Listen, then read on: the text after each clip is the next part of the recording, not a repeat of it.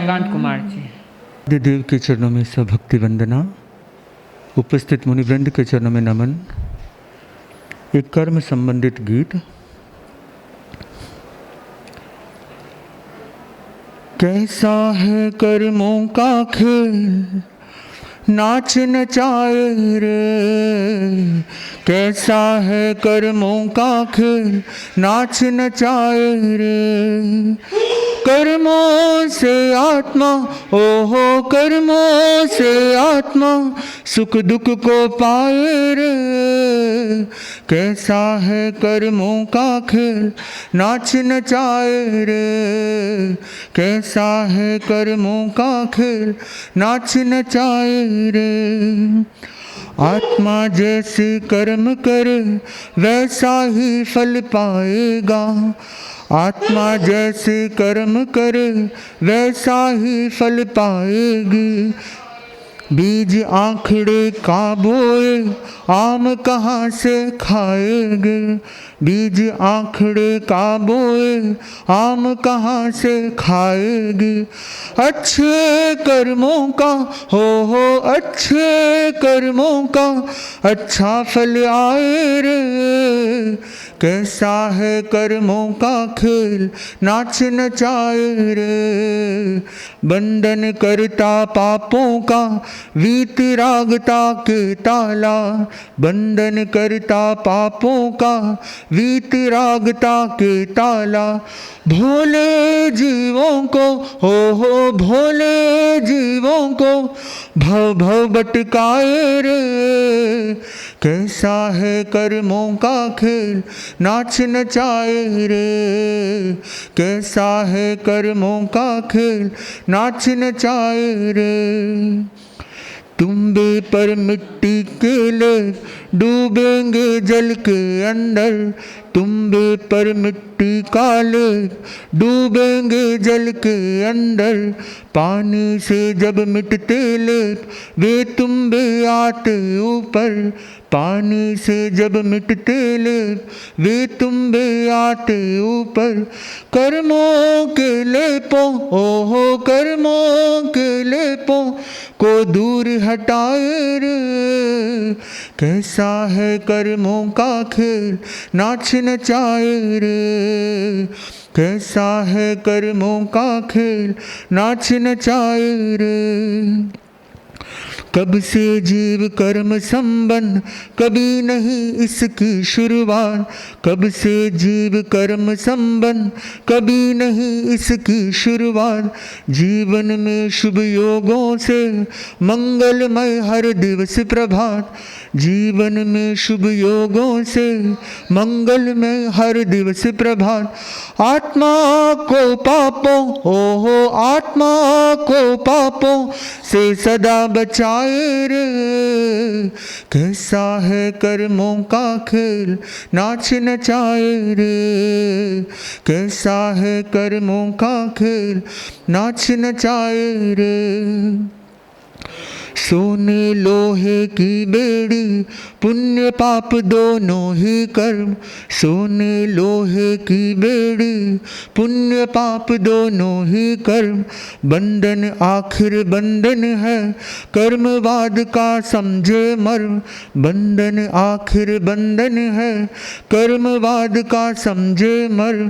कर्मों की बेड़ी ओहो कर्मों की बेड़ी को तोड़ गिराए रे।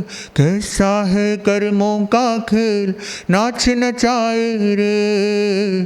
कैसा है कर्मों का खेल, नाच नचाए रे। कर्मों से आत्मा ओहो कर्मों से आत्मा सुख दुख को पाए रे। कैसा है कर्मों का खेल, नाच नचाए रे। कैसा है कर्मों का खेल, नाच नचाए रे।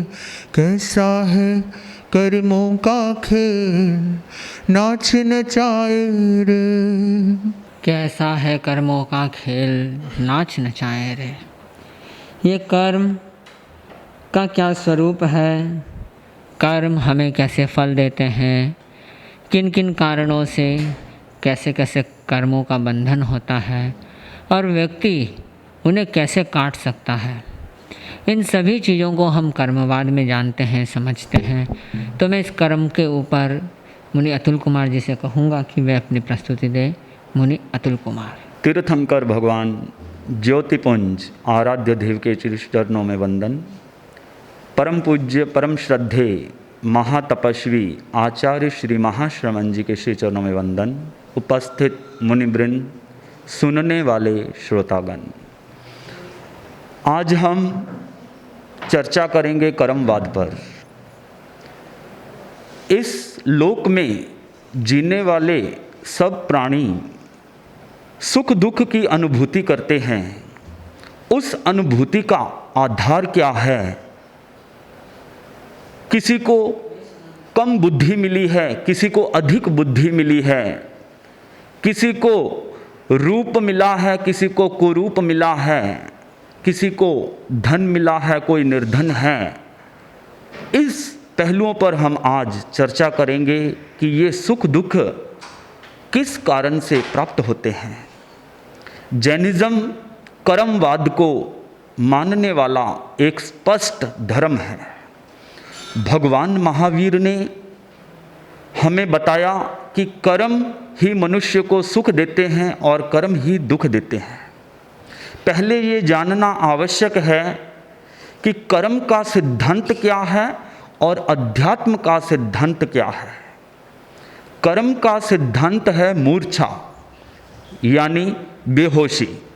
जितनी जितनी भीतर में मूर्छा है, या ऐसा कह दें जितनी जितनी विवेक चेतना लुप्त है, उतना ही कर्मों का बंधन है। और अध्यात्म का सिद्धांत है जागरण। जिस प्राणी के भीतर, जिस मनुष्य के भीतर में जागरण है, सेल्फ रिमेंबरिंग है, आत्मवान है, उसके कर्मों का बंधन नहीं होता। इस मनुष्य को इस संसार में जीना है तो किस प्रकार जीना है, ये एक प्रश्न हो जाता है। प्रत्येक प्राणी शायद कर्मों का बंधन नहीं करना चाहता, फिर भी कर्मों का बंधन हो जाता है। जब तक इसका ज्ञान प्राप्त ना हो तब तक इसके बंधनों से बचा नहीं जा सकता। भगवान महावीर का दर्शन अध्यात्म का दर्शन है, आत्मा को स्वीकार करने वाला दर्शन है। यूँ कह दूँ, भगवान महावीर का धर्म डेमोक्रेटिक धर्म है, लोकतांत्रिक धर्म है। जिस प्रकार से लोकतंत्र में प्रत्येक मनुष्य को अपने अपने अधिकार दिए जाते हैं जीने के लिए, इसी तरह से भगवान महावीर के दर्शन में, भगवान महावीर के धर्म में प्रत्येक प्राणी को मुक्त होने के बारे में बताया जाता है। हर एक प्राणी के भीतर में अनंत ज्ञान, अनंत दर्शन, अनंत चारित्र उपलब्ध है, विद्यमान है। परंतु इसका ज्ञान कैसे होगा, इसके ऊपर हम आज चर्चा करने जा रहे हैं। तो सर्वप्रथम यह जानना होगा कि कर्म क्या है। हर मनुष्य के भीतर में यह जिज्ञासा होगी कि यह जो लोक है, इसमें स्वर्ग नरक है। किसी के पास में धन कम है, किसी के पास में ज़्यादा है, किसी के पास में समस्याएं अधिक हैं, किसी के पास में कम हैं। इसका आधार क्या है? तो मैं आपको यही बताने जा रहा हूँ कि इसका हेतु है कर्म। पहले इसको एक्सप्लेन करते हैं कि कर्म क्या है। जैन दर्शन में बताया गया कर्म क्या है। जीव की शुभ अशुभ प्रवृत्ति के द्वारा जो पुद्गल आत्मा के साथ एकीभूत हो जाते हैं, वो कर्म कहलाते हैं। आज संसारी प्राणी अनेक विविधताओं को प्राप्त है, उसका हेतु कर्म ही है। कोई विद्वान है, कोई मंद बुद्धि है, प्रखर बुद्धि वाला है, कोई मंद बुद्धि वाला है, कोई वक्ता है, कोई लेखक है, कोई गोरा है, कोई काला है, कोई उच्च है, कोई नीच है। इसके पीछे कारण बताया गया कर्म। आज हम इसी के ऊपर चर्चा करने जा रहे हैं कि कर्म एक ऐसा तत्व है जो मनुष्य के भीतर आंतरिक चेतना और बाहरी चेतना के द्वारा ही निर्मित होता है। मैंने पहले ही आपको बता दिया है कि आंतरिक चेतना और बाहरी चेतना मतलब मूर्छा और जागरण का संदेश। तो आइए आज सबसे पहले जानेंगे कि कर्म कितने प्रकार के होते हैं। कर्म के 8 प्रकार बताए हैं। प्रत्येक प्राणी, चाहे वो एकेंद्रिय हो, चाहे बेइंद्रिय, चाहे त्रिइंद्रिय, चाहे चतुरेंद्रिय, चाहे पंचेंद्रिय, सब कर्मों से लिप्त हैं। जब जब कर्मों से लिप्त होते हैं तब तब भव भ्रमण बढ़ता है, और जैसे जैसे कर्मों के आवरण हटने लगते हैं वैसे वैसे भव भ्रमण कम पड़ने लगता है। एक दशा ऐसी भी प्राप्त होती है जब मनुष्य कर्म मुक्त हो जाता है, और उसी दशा को मोक्ष कहा गया है। मोक्ष कहीं स्थान का नाम नहीं है, कहीं जाने का नाम नहीं है, आत्म स्वरूप को पाने का नाम मोक्ष है। तो 8 कर्मों में पहला कर्म है ज्ञानावरणीय कर्म। हर प्राणी के भीतर में अनंत ज्ञान विद्यमान है।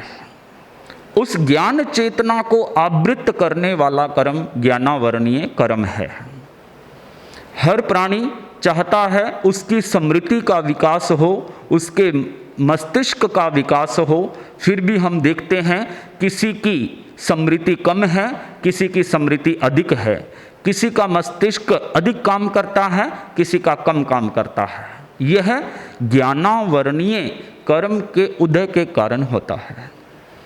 ज्ञानावरणीय कर्म का उदय सघन होता है तो उसके प्रभाव से ज्ञान चेतना आवृत होती है, और ज्ञानावरणीय कर्म का उदय मंद होता है, उसके प्रभाव से ज्ञान चेतना कम आवृत होती है। हल्केपन से मनुष्य का ज्ञान का फैलाव होता है। जितना जितना ज्ञानावरणीय कर्म का क्षय उपशम क्षयोपशम होता है, उतना उतना मनुष्य ज्ञान को उपलब्ध हो जाता है। ज्ञानावरणीय कर्म के उदय के कारण मनुष्य अज्ञान दशा में जीता है। अज्ञान दशा में ऐसे ऐसे कर्म हमसे हो जाते हैं कि जिनका फल भोगने पर मनुष्य पश्चाताप करता है। आपने घटना सुनी होगी, धृतराष्ट्र जिनको जीते जी अपने 100 बेटे के शवों को कंधा देना पड़ा था, उनके मन में एक गहन पीड़ा थी, विषाद था, दुख था, गहन संताप था कि ये किस कारण से। जो उनकी सेवा में संजय नाम का एक व्यक्ति रहता था, सारथी रहता था, उनके माध्यम से धृतराष्ट्र जी ने पूछवाया कि इस जन्म का तो यह कारण नहीं है, और कौन से भव के ये कारण हैं। तब उन्होंने अपने ज्ञान से, जिनको कोई पूर्वाभास कहा जा सकता है, उसके बल पर बताया कि यह आपके 100 भवों से पहले का किया हुआ कोई कर्म है, जिसके कारण आपको 100 बेटे के शवों को कंधा देना पड़ा। तो बता रहा हूँ मैं कि अज्ञान दशा में मनुष्य से किस प्रकार कैसे कैसे कर्म हो जाते हैं। जब कोई घटना घटित होती है उस वक्त मनुष्य का मन धैर्य विचलित हो जाता है, धैर्य जवाब दे जाता है। तो हम ये जाने कि यह अज्ञान दशा है, ये ही मेरे दुख का कारण है। अज्ञान दशा रहेगी तो हम भीतर में लालच में जिएंगे, माया में जिएंगे, क्रोध में जिएंगे, और इनके वशीभूत होकर ऐसे ऐसे कर्म हो जाते हैं जिनका फल भोगने पर पश्चाताप की अनुभूति होती है। तो ज्ञानावरणीय किसके समान है?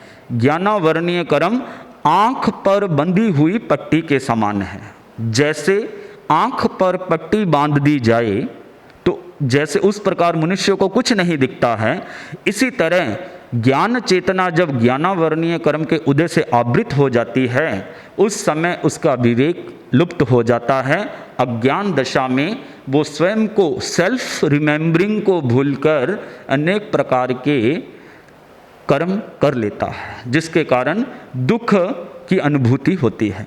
ज्ञानावरणीय कर्म का जब हल्कापन होता है, जब स्वयं को जान लिया जाता है कि इस शरीर के अलावा भी कोई तत्व है जिसको आत्मा कहा गया है, तब मनुष्य के भीतर में एक ही दशा रह जाती है, कर्म से मुक्ति कैसे हो, मेरा कर्म बंधन कम से कम किस प्रकार हो। तो भीतर में यह चिंतन चलता ही रहता है। आपने घटना सुनी भी होगी भरत चक्रवर्ती की, कि किस प्रकार से सुविधाओं से लैस होने के बावजूद भी उन्होंने उसी भव में मोक्ष को प्राप्त कर लिया। भरत चक्रवर्ती जो कि भगवान ऋषभ देव के बेटे थे। चक्रवर्ती का राज्य साम्राज्य कितना बड़ा होता है, कितना विशाल होता है। 32,000 देशों के मालिक, 6 खंड, 32,000 देशों के मालिक, 64,000 पत्नियां, इतनी भोग विलासिता, फिर भी इतनी प्रचुर मात्रा में भोग विलास होने के बावजूद भी भरत चक्रवर्ती किस प्रकार से मोक्ष को उपलब्ध हो गए, ज्ञान चेतना को उपलब्ध हो गए, कैवल्य को किस प्रकार उपलब्ध हो गए, ये भी एक चिंतन का विषय है। वो सुविधाओं में जी रहे थे, परंतु हर वक्त उनके भीतर में कर्म बंधन से मुक्ति कैसे हो, इस प्रकार का चिंतन सदैव उनके भीतर में चलता रहता था। तो ज्ञानावरणीय कर्म के उदय से ज्ञान चेतना आवृत होती है और इसके क्षय उपशम क्षयोपशम से ज्ञान चेतना की उपलब्धि होती है। तो हम पहले ये देखें कि मेरे भीतर में सेल्फ रिमेंबरिंग हमेशा बनी रहती है, तो उससे कर्म का बंधन कमज़ोर पड़ जाता है और नए कर्मों का बंधन कम होने से संवर की साधना सदती है। संवर की साधना जब सदती है उस वक्त निर्जरा साथ में अवश्यम भावी है।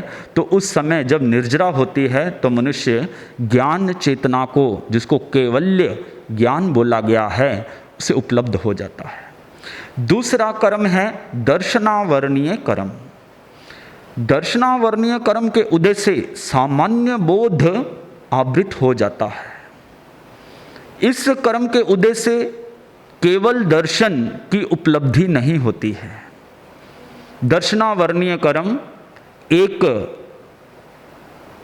चपरासी के समान बोला जा सकता है। जैसे किसी अधिकारी से मिलना है तो पहले बाहर बैठे हुए उसके पियोन से हमें परमिशन लेनी पड़ेगी अंदर जाने के लिए। तो दर्शनावरणीय कर्म के उदय से मनुष्य का सामान्य बोध आवृत हो जाता है और उसके कारण वो सामान्य ज्ञान नहीं कर पाता है। तीसरा कर्म वेदनीय कर्म। वेदनीय कर्म जिसके प्रभाव से मनुष्य मानसिक और शारीरिक सुख दुख की अनुभूति करता है। वेदनीय कर्म 2 प्रकार का है, साता वेदनीय, असाता वेदनीय। साता वेदनीय कर्म के उदय से मनुष्य सुख की अनुभूति करता है, असाता वेदनीय कर्म के उदय से मनुष्य दुख की अनुभूति करता है। वेदनीय कर्म को मधु से लिप्त तलवार की धार के समान कहा गया है। तलवार जिस पर मधु लिपटा हुआ है, उसको जब जीभ से चाटा जाता है तो सुख की अनुभूति होती है, परंतु साथ में जीभ कट भी रही है, उसे दुख की अनुभूति कही गई है। यही साता वेदनीय और असाता वेदनीय कर्म है। इसके प्रभाव से मनुष्य मानसिक और शारीरिक अपने आप को स्वस्थ और कमज़ोर दोनों प्रकार का पा सकता है। जितना जितना साता वेदनीय का उदय है उतना उतना उसे मानसिक और शारीरिक सुख प्राप्त होता है। जैसे जैसे असाता वेदनीय का उदय होता है वैसे वैसे उसे मानसिक पीड़ा और शारीरिक पीड़ा होती है। आज हम देखते हैं किसी के कितनी बड़ी बीमारियां लग जाती हैं, कैंसर की, हार्ट आदि की। इसके पीछे कारण यही रहा है, मनुष्य ने अज्ञान दशा में कितने ही प्राणियों को मन से, वचन से, काया से किस प्रकार से कष्ट दिया होगा। और जैसे जैसे मनुष्य को ज्ञान की अनुभूति होती है तो वो मानसिक, वाचिक, कायिक हिंसा से बचता है, तो उसे सुख की प्राप्ति होती है। चौथे कर्म की चर्चा में बताया जा रहा है मोहनीय कर्म। मोहनीय कर्म, इसके प्रभाव से मनुष्य की जीव की विवेक चेतना लुप्त हो जाती है। विवेक चेतना लुप्त होने के कारण मनुष्य हित अहित, करणीय अकरणीय का ज्ञान नहीं कर पाता है। उसको नहीं पता चलता है कि मेरे लिए कौन सा कर्म हितकारी है, कौन सा अहितकारी है। मोहनीय कर्म को मदिरा पान के समान कहा गया है।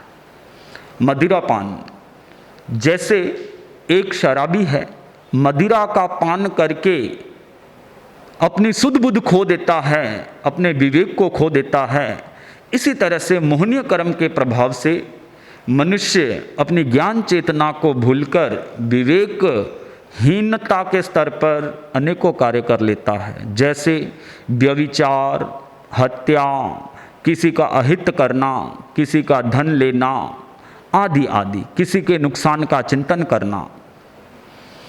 मोहनीय कर्म दो प्रकार का कहा गया है, दर्शन मोहनीय और चारित्र मोहनीय।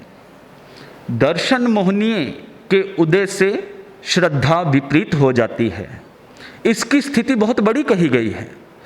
जैन दर्शन में 70 करोड़ा करोड़ सागरोपम, इतनी बड़ी स्थिति इसकी रह सकती है, यानी इतने समय तक मनुष्य मिथ्यात्व के वायरस में घुल सकता है। वर्तमान में हम देख रहे हैं कोरोना की स्थिति चल रही है। अभी कोरोना गया नहीं है, कोरोना वायरस। तो ये मैं बताने जा रहा हूँ, जो मिथ्यात्व का वायरस है, यह जन्म जन्मांतर से जीव आत्मा के पीछे लगा हुआ है या उसके साथ में बंधित है। जैसे जैसे मनुष्य विवेक को उपलब्ध होता है, या यूं कहूँ ज्ञान चेतना उसकी बढ़ती है, उपलब्ध होता है ज्ञान चेतना को, तो उसका मोह कर्म कमज़ोर होता है, उसके भीतर में सम्यक्त्व की उपलब्धि होने लगती है। जो शरीर के स्तर पर जी रहा था, अब वो आत्मा के स्तर पर जीने लगता है। जो इस संसार को ही सर्वोच्च मान रहा था, अब वो जानने लगता है कि इस मृत्यु के बाद में भी फिर एक संसार होता है। तब वो मन में सोचता है कि मुझे कर्मों के बंधन से मुक्ति चाहिए। इंग्लिश में भी कहा गया है life before life and life after death. इस जीवन के पहले भी जीवन था और मृत्यु के बाद भी जीवन होगा। कितना सुंदर भगवान महावीर का यह संबल प्रदाता सिद्धांत है। संबल प्रदान करने वाला यह सिद्धांत अपने आप में एक बहुत बड़ा संबल है। मनुष्य के ऊपर जब कोई विपदा आती है, कोई घटना घटित होती है, उस समय मनुष्य के भीतर में चित्त वृत्तियों में अनेक प्रकार का विचलित परिस्थितियां बन जाती हैं। परंतु मनुष्य ये देखे कि इसके पीछे मेरा एक मिथ्यात्व काम कर रहा है। मिथ्यात्व का जो वायरस है, इसके कारण मैंने कहीं ना कहीं किसी ना किसी भव में, पूर्व जन्म में, पूर्व काल में कोई ना कोई कर्म किया है, तो ये स्थिति बनी है। तो मैं ये बता रहा था कि मोहनीय कर्म विवेक चेतना को विलुप्त कर देता है। मनुष्य के मन में अनेकों विचार चलते हैं, विचार पर विचार दोहराता रहता है, जिससे एक निद्रा का, तंद्रा का वातावरण निर्मित हो जाता है। आगे चलकर यही स्थिति तनाव का रूप भी ले लेती है। हम देखते हैं कि हम अपने मानसिक स्तर पर, अपने मस्तिष्क के आधार पर ये समझ लेते हैं मैंने जो व्यवस्थाएं की हैं वो उच्च हैं, अब इनको कोई नहीं छेद पाएगा। परंतु ये ध्यान रखें हम कि हर एक मनुष्य कर्मों के अधीन है। कोई भी मनुष्य कोई भी क्रिया करता है तो वह मानसिक हो या शारीरिक हो या भावनात्मक हो, वह पूर्व जन्म के कर्मों के आधार पर ही करता है। फिर मनुष्य ये कैसे सोच सकता है कि जो मैंने व्यवस्थाएं की हैं अब उसको कोई भेद नहीं पाएगा, कोई छेद नहीं पाएगा। हम बात करें, आपको याद कराना चाहूँगा कि हमारे पूर्व प्रधानमंत्री इंदिरा गांधी जी के बारे में सब जानते हैं कि उनकी हत्या हुई थी। तो आइए उसके बारे में हम चर्चा करेंगे कि किस प्रकार से वो अपनी व्यवस्थाओं से संतुष्ट थे कि मैंने जो व्यवस्थाएं की हैं उनको कोई छेद नहीं पाएगा। परंतु जब कर्म सत्ता न्याय करती है उस समय कोई व्यवस्थाएं काम नहीं आती है। जिस दिन इंदिरा गांधी अपने घर में थे, उस दिन बाहर में एसपीजी टीम जो प्रधानमंत्री की सुरक्षा में रहती है, बाहर रिहर्सल कर रही थी। रिहर्सल चल रही थी कि कोई भी प्रधानमंत्री के ऊपर अगर गोलियां बरसाता है तो किस प्रकार से उनका बचाव किया जाए। जिस दिन इंदिरा गांधी जी की हत्या हुई, उस दिन रिहर्सल बाहर उनके घर के बाहर चल रही थी, जो प्रधानमंत्री का निवास स्थान सफदरजंग रोड दिल्ली में था। तैयारियां बाहर चल रही थी, रिहर्सल बाहर हो रही थी, परंतु गोलियां भीतर चल रही थी। जब उनका शरीर गोलियों से छलनी हो गया, तब एम्बुलेंस की आवश्यकता महसूस हुई। जब एम्बुलेंस को देखा गया तो उस दिन एम्बुलेंस लॉक थी और ड्राइवर बाहर था, ड्राइवर का कोई अता पता नहीं था। तो जल्दबाजी में एम्बेसडर गाड़ी में उनकी बॉडी को एम्स हॉस्पिटल, जो दिल्ली का एक मशहूर हॉस्पिटल है, वहाँ ले जाया गया। वहाँ पर वायरलेस का प्रधानमंत्री के निवास स्थान से कनेक्शन सदा हमेशा रहता है, उपलब्ध रहता है, परंतु जिस दिन उनकी हत्या हुई इंदिरा गांधी जी की, उस दिन वायरलेस कनेक्शन भी कटा हुआ था। जब उनको हॉस्पिटल में ले जाया गया तो हर समय एनी टाइम जो पीएम का ब्लड ग्रुप होता है, अनेकों यूनिट हॉस्पिटल में उपलब्ध होते हैं, परंतु जब उनको वहां ले जाया गया उस समय एक यूनिट भी हॉस्पिटल में उपलब्ध नहीं था। और जिनको अपना रक्षक मान रहे थे इंदिरा गांधी जी, और वो ही भक्षक बन जाते हैं। इस घटना के माध्यम से हम जान सकते हैं कि जो मनुष्य ये सोचता है कि मेरी व्यवस्थाओं को कोई छेद नहीं सकता, भेद नहीं सकता, ये जान ले कि कर्म सत्ता जब न्याय करती है, जब उदय होता है, जन्म जन्मांतरों के कर्म हिलन डुलन करते हैं, न्याय करते हैं, उस समय मनुष्य की सारी व्यवस्थाएं अस्त व्यस्त हो जाती हैं। तो मोहनीय कर्म जिसके प्रभाव से मनुष्य की विवेक चेतना विलुप्त हो जाती है। कहा भी है, किसी कवि ने ठीक ही कहा है, विषयों की आग में जला, जलता ही चला गया। मैं खुद ही अपने जाल में फंसा, फंसता ही चला गया। छूटे मोह का किनारा, वरदान ये मिले, आया हूँ प्रभु तेरे दर पर ध्यान के लिए। एक साधक अपने इष्ट से यही निवेदन करता है, यही प्रार्थना करता है कि मैं अनंत जन्म जन्मांतरों से विषय वासनाओं की आग में जल रहा था, जल रहा हूँ, और मैं खुद ही अपने जाल में फंसा और फंसता चला जा रहा हूँ। मोह अज्ञान दशा के कारण ये सब मनुष्य हथकंडे अपना लेता है। छूटे मोह का किनारा, अब यह अज्ञान का जो किनारा है, अज्ञान की जो दशा है, ये खत्म हो और मेरे भीतर में ध्यान प्रकट हो।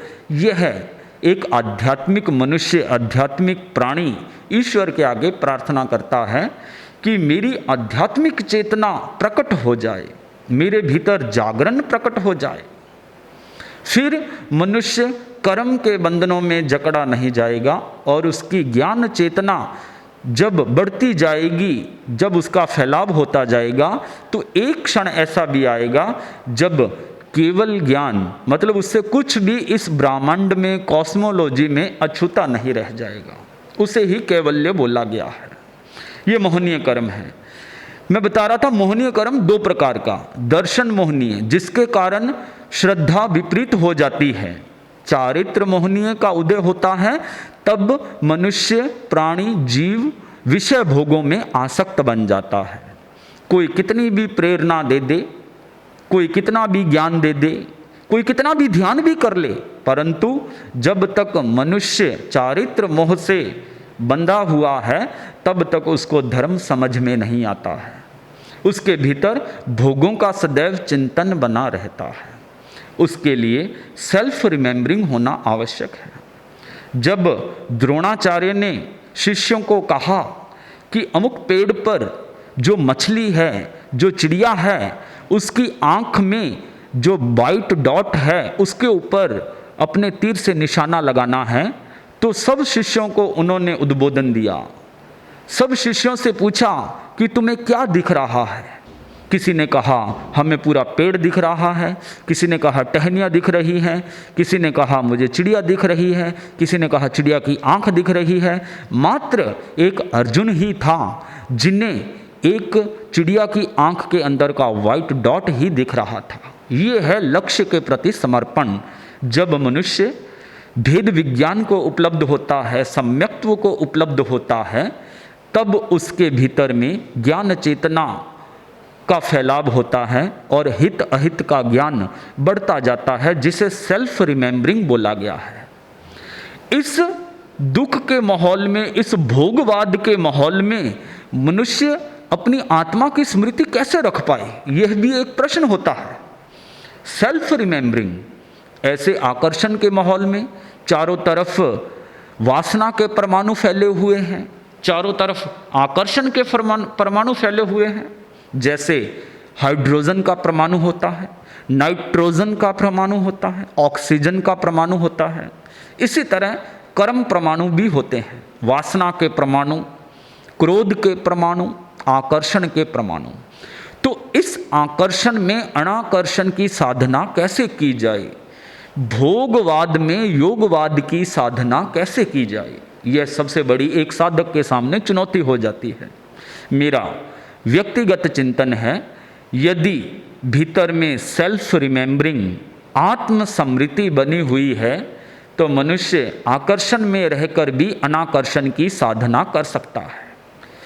वर्तमान में हम परम पूज्य आचार्य श्री महाश्रमण जी को देखते हैं, लाखों के बीच, हजारों के बीच किस प्रकार से एक सिद्ध साधक प्रतीत होते हैं। बाहर में हमें भीड़ में लगते हैं, परंतु भीतर में उनके गहरा एकांत हमें प्रतीत होता है। किस प्रकार अपने आप को निर्लेप बनाए रहते हैं।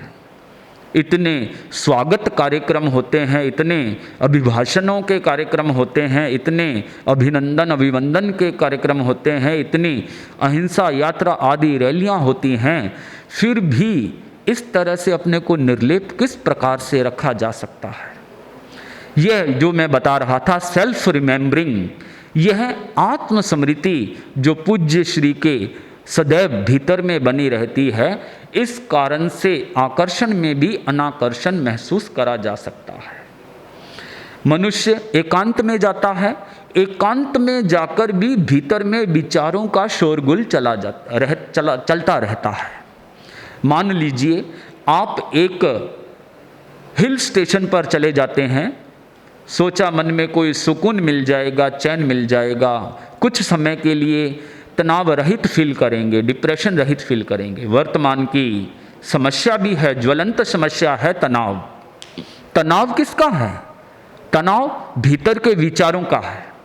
परम पूज्य आचार्य श्री महाप्रज्ञ जी महाराज फरमाया करते थे कि दुख कहीं भीतर नहीं, बाहर नहीं है, भीतर ही है। अत्त कड़े दुखे।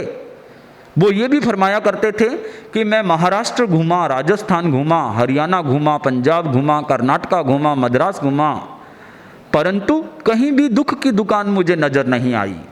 तो अंत में समाधान की भाषा में यही कहा जा सकता है कि दुख की दुकान है तो वो भीतर में ही है, भीतर में ही है। जब सेल्फ रिमेंबरिंग होती है तो वो भीतर की दुख की दुकान भी बंद हो जाया करती है। तो मैं बता रहा था कि मनुष्य तनाव से रहित होने के लिए घाटियों में जाता है, वादियों में जाता है, हिल स्टेशन पर जाता है, या अनेकों पिकनिक स्पॉट्स आदि पर जाता है, परंतु वहाँ पर भी विचार पीछा नहीं छोड़ते हैं।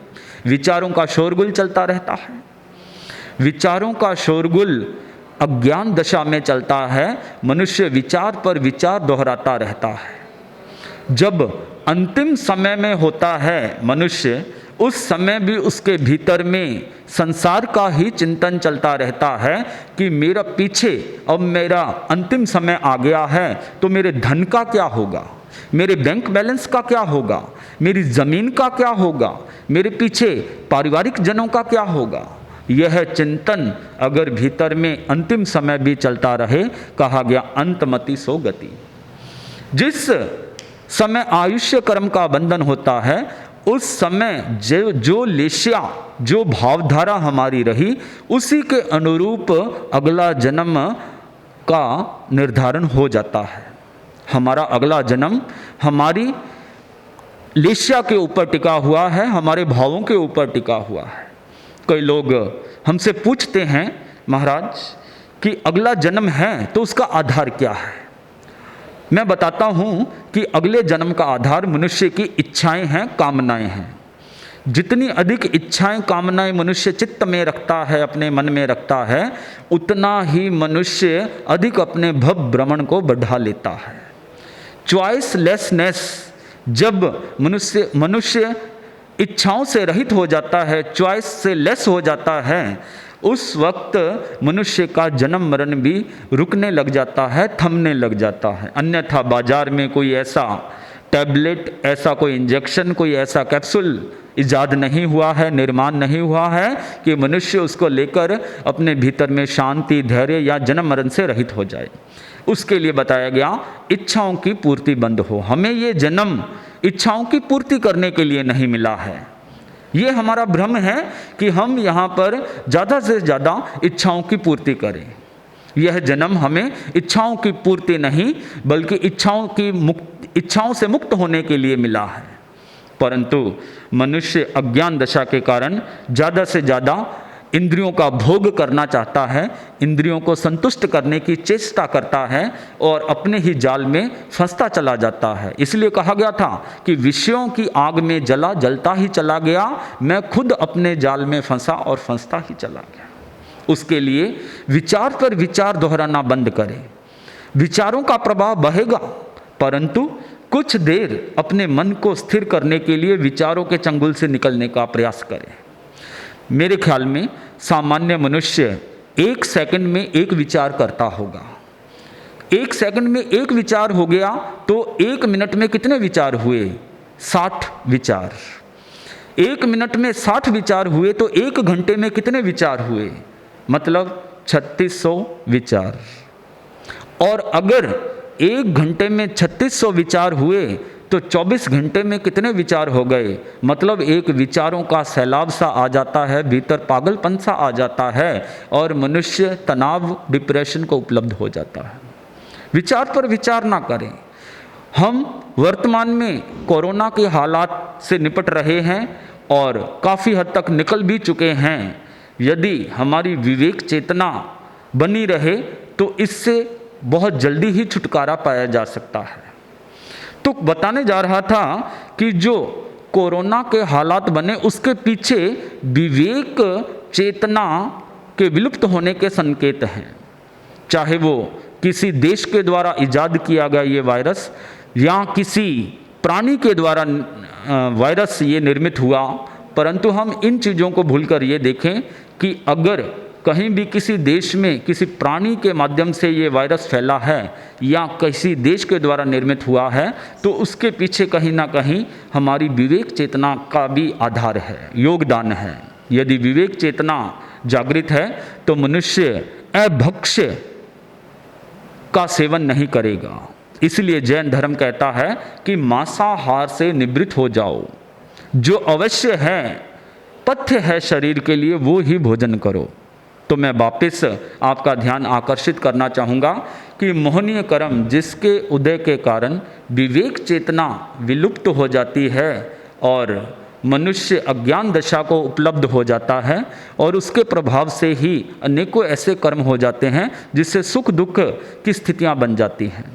विचार पर विचार दोहराने से। किसी संत के पास में एक व्यक्ति गया और उसने पूछा कि कर्म क्या है। संत ने अपने भाषा में, संतों की अपनी शैली होती है, समझाने की कला होती है, तो संत ने अपनी शैली में बताया कि एक राजा था।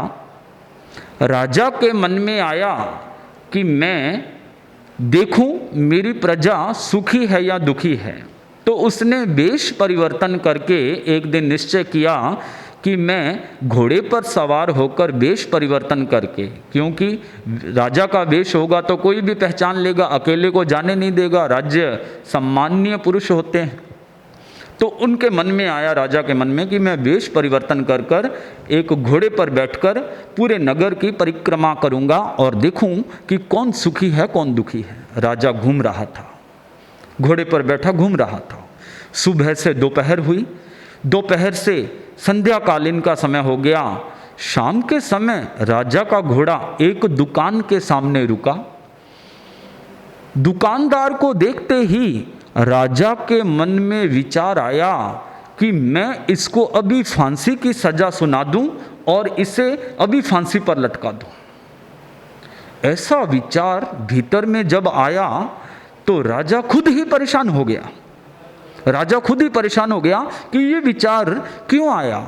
मैं इस इंसान से कभी मिला नहीं, कभी मेरा इससे कभी कोई वास्ता नहीं पड़ा, कभी कोई इसने मेरा बुरा नहीं किया, फिर ये विचार क्यों आया। राजा विचारों की उधेड़ बुन में लगा रहा और उसी उधेड़ बुन में अपने महलों में पहुंच गया। राजा का इस प्रकार का विचलित चेहरा देखकर मंत्री के मन में आया कि राजा गए तो प्रसन्न चित्त मुद्रा में थे और आए उदास, इसके पीछे क्या कारण। मंत्री जो कि राजा के एक तरह के शरीर के अंग की तरह होते हैं, निर्मल बुद्धि के धारक होते हैं, राजा को हित अहित का परामर्श भी देते हैं कि नगर के लिए, राजा के लिए क्या हित है क्या अहितकारी है। तो मंत्री ने राजा को पूछा कि हे पूज्यवर, आप गए तो प्रसन्न मना थे और आए उदास मना हो, क्या कारण है। तब राजा ने अपने मन की पीड़ा, मन का विषाद, मन का संताप मंत्री को बताया कि आज संध्याकालीन समय जब मैं महलों की तरफ आ रहा था, उस समय मेरा घोड़ा एक दुकान के सामने रुका और दुकानदार को देखते ही मेरे मन में ये विचार आ गया कि मैं उसे अभी फांसी की सज़ा सुनाऊं और उसे फांसी पर लटका दूं। तब मंत्री ने कहा कि हे राजन, आप उदास मत होना, मैं कल ही जाऊंगा और आपकी समस्या का समाधान लाने का पूरा प्रयास करूंगा। राजा कुछ खुश हुआ, प्रसन्न हुआ कि शायद मेरी समस्या का समाधान ये मंत्री कर देंगे। मंत्री अगले दिन वेश परिवर्तन करके राजा के बताए अनुसार ठीक दुकानदार के पास पहुंच गया। दुकान चंदन की लकड़ियों की थी। मंत्री अंदर गए और जाकर दुकानदार से पूछा कि भाई, तुम्हारा कामकाज कैसे चल रहा है। तब दुकानदार ने उदास स्वरों में कहा कि काम तो ठीक ठीक ही है। मंत्री ने कहा ठीक ठीक ही है, कैसे। दुकानदार ने कहा लोग आते तो हैं, माल भी देखते हैं, भाव का नाप तोल भी करते हैं, परंतु माल लिए बिना ही वापस चले जाते हैं। तो मंत्री ने कहा तुम्हारे भीतर में क्या चिंतन चलता है। तब उसने, दुकानदार ने बताया मेरे भीतर में यही चिंतन चलता है कि अगर यहाँ का नगर का राजा मर जाए तो मेरी सारी चंदन की लकड़ियाँ उसके संस्कार में काम आ जाएंगी और मेरी सारी लकड़ियाँ बिक जाएंगी। मंत्री के हाथ में नब्ज आ गई कि राजा उदास क्यों हुआ। यही कारण है, इसके मन में राजा के प्रति दुर्भाव चल रहा था, दुर्वचन चल रहे थे, दुर्विचार चल रहे थे। इसी कारण से राजा के मन में भी यही विचार आ गया कि मैं इसको फांसी की सज़ा सुना दूं और फांसी पर लटका दूं। अब उसके हाथ में नब्ज आ गई। मंत्री ने अपनी प्रखर बुद्धि के आधार पर सोचा, समझा और दुकानदार को कहा ऐसा करो, कुछ लकड़ियां हैं, 4-5 लकड़ियां एक बढ़िया कपड़े में पैक कर दो, राजा को मुझे उपहार के रूप में देनी है। तब उस दुकानदार ने एक कपड़े में, बढ़िया कपड़े में, स्वच्छ साफ सुथरे कपड़े में वो लकड़ियां पैक कर दी और मंत्री उनको दाम देकर और महलों में चला जाता है। वहाँ जाकर राजा को कहता है कि हे राजन, उस दुकानदार ने आपको उपहार स्वरूप कुछ चंदन की लकड़ियां भेंट करी हैं।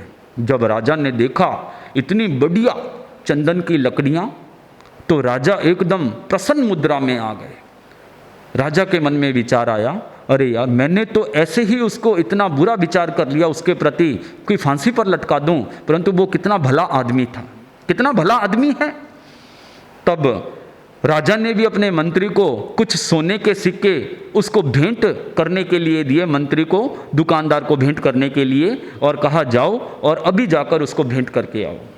मंत्री गया दुकानदार के पास में, कहा कि राजा ने आपसे प्रसन्न होकर ये भेंट के रूप में कुछ सोने के सिक्के दिए हैं।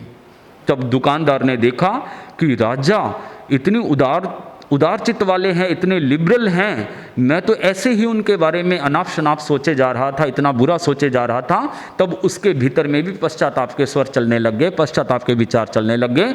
तो वो जो दुकानदार के भीतर में विचार चल रहा था दुर्भावना का राजा के प्रति, और राजा के मन में जो दुकानदार के प्रति दुर्भाव आया उसको फांसी पे लटकाने का, तो दोनों के समाप्त हो गए। तो ये विचार क्या है, कर्म क्या है, विचार है। तो उस संत ने उस भाई को बता दिया कि ये विचार ही कर्म है। तो हम ये देखें कि जो विचार कर रहे हैं वो अनावश्यक तो नहीं है। परम पूज्य आचार्य श्री जी फरमाते हैं कि अनावश्यक स्मृतियों में बहते रहने से और अनागत अनपेक्षित वर्तमान भविष्य में देखते रहने से हमारा वर्तमान चुपके से निकल जाता है। वर्तमान का कोई सुख नहीं है, सारा विचारों में दुख कल का ही चल रहा है। परंतु कोरोना वायरस ने बता दिया कि कल के बारे में अधिक मत सोचो। थिंकिंग फिर भी ठीक है, ओवर थिंकिंग बिल्कुल गलत है। विचार पर विचार किए जा रहे हैं कि कल क्या होगा। हर मनुष्य अपना नसीब लेकर ही जन्मता है। मनुष्य के घर में एक माता पिता के घर में संतान जन्मती है तो उसके साथ में भी उसका भाग्य जन्म लेता है, उसकी किस्मत, उसका नसीब जन्म लेता है। वो अकेला नहीं आया है, उस माँ बाप के भाग्य पर नहीं आया है, उसका साथ में भाग्य आया है। अधिक विचार करने पर तनाव का ही माहौल बनता है, निर्मित होता है। इसलिए विचार पर विचार अत्यधिक करने से तनाव की अनुभूति होती है, और जिसके कारण आज एक ज्वलंत समस्या ये बन चुका है। तो आइए हम वापस चलते हैं चौथे कर्म मोहनीय कर्म पर, जो मैं आपको बता रहा था कि मोहनीय कर्म के उदय से विवेक चेतना लुप्त हो जाती है, और जिसके कारण मनुष्य कषाय आदि में पढ़कर, आवेश विकारों में पढ़कर अपने अहितकारी कर्मों का निर्माण कर लेता है। पांचवा कर्म बताया गया आयुष्य कर्म। आयुष्य कर्म के कारण, इस कर्म के उदय के कारण जीव एक गति में निश्चित अवधि तक बंधा रहता है। एक निश्चित अवधि तक। जिस प्रकार से आयुष्य कर्म किसके समान कहा गया है? आयुष्य कर्म एक बेड़ा, जैसे कारागृह के समान कहा गया है।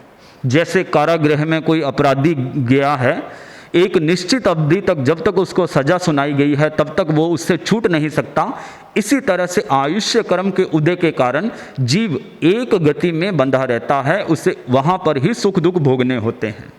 जैसे ही आयुष्य कर्म क्षीण होता है उसके कारण से मनुष्य एक गति से दूसरी गति में चला जाता है। तो आयुष्य कर्म दो प्रकार का बताया गया, अपवर्तनीय आयु और अनपवर्तनीय आयु। अपवर्तनीय आयु मतलब कोई निमित्त पाकर मनुष्य जल्दी ही मृत्यु को प्राप्त हो जाता है। जिस प्रकार से किसी पानी की कोई घटना हो जाती है, बाढ़ आदि का कारण बन जाता है, कोई एक्सीडेंट आदि का कारण बन जाता है, कोई बीमारी आदि का कारण बन जाता है, यह अपवर्तनीय आयु कही गई है। यह निमित्त मिलने पर आयु बहुत जल्दी क्षीण हो जाती है, खत्म हो जाती है। दूसरी आयु आयुष्य बताया गया अनपवर्तनीय आयु। इस आयु को भोगे बिना मनुष्य का यह जन्म, यह जीवन संपन्न नहीं होता है। इसमें कौन आते हैं? तीर्थंकर, चक्रवर्ती, वासुदेव, यौगलिक, मनुष्य, त्रियंच, देव, नारक। यह जीव अनपवर्तनीय आयु में आते हैं। मतलब इतनी जितना जीवन मिला है उसको भोगे बिना पहले छुटकारा नहीं होता है। यह आयुष्य कर्म एक बेड़े के समान हो गया, एक कारागृह के समान हो गया कि जब तक जितनी अवधि हमको तय मिली है तब उससे पहले इस जीवन से मुक्ति नहीं मिल सकती। मनुष्य कई बार तनाव में चला जाता है, सुसाइड का भी सोच लेता है कि यहाँ पर जो स्थितियाँ हैं शायद मुझे आगे शांति मिल जाए, परंतु विनोद की भाषा में कहा गया है कि आगे कोई नानी का घर नहीं है कि जो आगे तिलक निकालेंगे कि आ जाओ यहाँ पर शांति मिलेगी। परंतु हम ये भीतर में चिंतन करें कि अगर यहाँ पर मनुष्य शांत मन नहीं है, संयम जीवन में नहीं है, विकार शांत नहीं हुए, कामनाएं शांत नहीं हुई, तो आगे शांति मिलने वाली नहीं है। आज देखते हैं छोटी छोटी बातों पर सुसाइड्स हो जाती हैं। महत्वाकांक्षाएं इतनी बढ़ गई हैं कि मनुष्य जल्दी ही उनको पूरा करना चाहता है और जब पूरी नहीं होती तो वो मृत्यु को गले लगा लेता है। एक घर में पति पत्नी लड़ रहे थे, तो लड़ते लड़ते पति ने कहा कि ये रोज रोज का महाभारत मैं बर्दाश्त नहीं कर सकता, इसलिए हे भगवान तू मुझे उठा ले, मुझे अपने पास बुला ले। तो पत्नी ने भी झुंझलाते हुए कहा कि ये रोज रोज की रामायण मैं भी बर्दाश्त नहीं कर सकती, हे भगवान तू मुझे पहले उठा ले। तो पति ने भगवान को कहा ठीक है भगवान, मैं अपनी अर्जी में अपना निवेदन वापस लेता हूँ, तू पहले मेरी पत्नी की सुन ले।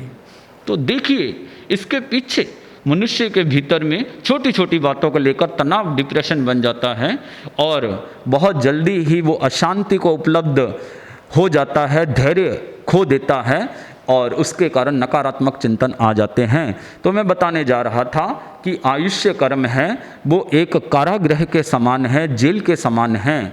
तो इसके लिए मनुष्य चिंतन करे। 4 प्रकार का आयुष्य हमें जैन दर्शन में बताया गया। नरक आयुष्य, त्रियंच आयुष्य, मनुष्य आयुष्य और देव आयुष्य। ये सब अपने कर्मों के कारण ही चतुर्गम्य रूपी इस संसार में मनुष्य घूमता है। तो इससे मुक्ति के लिए ज्ञान चेतना का जब फैलाव होता है तब तब हम इस कर्म से ऊपर उठ सकते हैं। 6ठा कर्म बताया गया नाम कर्म। नाम कर्म के उदय से जीव की गति, जाति, संस्थान, संहनन आदि का निर्धारण होता है। मनुष्य कोई उच्च जाति का होता है, कोई अच्छे शरीर का मालिक होता है, कोई सुरूपता, कहीं कुरूपता। तो इसके पीछे कारण क्या है? इसके पीछे नाम कर्म का उदय बताया गया है। अमूर्तिकपन प्रकट नहीं होता नाम कर्म के उदय के कारण। अमूर्तिकपन मतलब जब तक नाम कर्म का उदय है तब तक शरीर, संस्थान, जाति, गति आदि का निर्धारण होता ही रहेगा। नाम कर्म 2 प्रकार का बताया गया, शुभ नाम कर्म, अशुभ नाम कर्म। तो जैसे जैसे मनुष्य के भीतर में भाव होते हैं उसके कारण नाम कर्म का निर्माण होता है। 6ठा कर्म बताया गया गौत्र कर्म। गौत्र कर्म जिसके कारण मनुष्य उच्च और हीन दृष्टि से देखा जाता है। जैसे एक कुंभकार होता है, छोटे बड़े घड़े का निर्माण करता है, इसी कारण गौत्र कर्म के कारण मनुष्य हीन और उच्च दृष्टि से देखा जाता है। कोई उच्च गति में पैदा हो गया, कोई नीच गति में पैदा हो गया, कोई महलों में पैदा हो गया, कोई झोंपड़े में पैदा हो गया। इसके पीछे भी कारण बताया गया है। तो ये कर्म बताया गया गोत्र कर्म। एक कर्म बताया गया अंतराय कर्म। अंतराय कर्म मतलब अंतराय कर्म के योग से मनुष्य के रास्ते में बाधाएं आती हैं। अंतराय कर्म बाधा का निर्माण करता है। दान, लाभ, भोग, उपभोग, वीर्य आदि में उसके बाधाएं आती हैं। वर्तमान में देखते हैं किसी की सीए एक बार में ही क्लियर हो जाती है, किसी को 2, 3, 4, 5 बार भी पुरुषार्थ करना पड़ता है। किसी गर्भवती महिला को एक बार में गर्भाधारण हो जाता है, परंतु किसी किसी को संतान का सुख नहीं मिल पाता है। तो इसके पीछे अंतराय कर्म का उदय रहता है। मतलब किसी ना किसी भव में, इस जन्म में या पूर्व भव में हमने किसी को अंतराय दी है, तो उसके आधार पर ही अंतराय कर्म का अपना काम करता है। तो इन कर्मों का हमने विस्तार पूर्वक चर्चा की इन कर्मों के ऊपर। तो हम ये देखें कि इन कर्मों का स्वरूप कैसा है। उनसे बचने के लिए, कर्म बंधनों से बचने के लिए हम अपनी ज्ञान चेतना को विकसित करें। तो आज हमने कर्म स्वरूप के कुछ पहलुओं पर चर्चा की है, तो आगे और कर्म स्वरूप के पहलुओं पर चर्चा की जा सकती है। तो आज का रात्रिकालीन सत्संग रात्रिकालीन सत्संग जिसके अंतर्गत आज कर्म स्वरूप पर चर्चा की गई, कर्म पहलुओं पर चर्चा की गई। अनेक मनुष्य के मन में जो प्रश्न चलते हैं, चिंताएं चलती हैं, उसके ऊपर आज आपको विस्तार से बताया गया कि किस प्रकार से हम कर्म बंधन से मुक्ति की ओर जा सकते हैं। और सम्यक्ति के भीतर में तो ये भावना चलनी ही चाहिए कि मेरे किस प्रकार कर्मों बंधन कम से कम हो, किस प्रकार मेरे कर्म बंधन कमज़ोर पड़े, उसकी हमेशा स्मृति में सेल्फ रिमेम्बरिंग बनी ही रहनी चाहिए। तो इस आधार पर कहा गया कि तू लाख कर चतुराई पर विधि का लेख ना सके मिटाई। तो ये रात्रि कालीन सत्संग के आधार पर मैंने आपको बताया कि कर्म किस प्रकार से अपना कार्य करते हैं, 8 कर्मों के बारे में आपको बताया। तो आगे और कर्म स्वरूप के ऊपर चर्चा की जा सकेगी। और जिस प्रकार से आज के वर्तमान माहौल में हम देख रहे हैं कि सुख दुख की अनुभूतियाँ कितना विकराल रूप ले लेती हैं। सुख में भी मशगूल बना हुआ आदमी कर्म कर लेता है, दुख में भी बना हुआ मनुष्य कर्म कर लेता है। तो इस कर्म स्वरूप पर और आगे चर्चा करेंगे। तो आज सुने मंगल पाठ। चत्तारि मंगलम अरहंता मंगलम सिद्धा मंगलम साहु मंगलम केवली पन्नतो धम्मो मंगलम। चत्तारि लौगोत्तमा अरहंता लौगोत्तमा सिद्धा लौगोत्तमा साहु लौगोत्तमा केवली पन्नतो धम्मो लौगोत्तमो। चत्तारि शरणं पवज्जामि अरहन्ते शरणं पवज्जामि सिद्धे शरणं पवज्जामि साहु शरणं पवज्जामि केवली पन्नतं धम्मं शरणं पवज्जामि।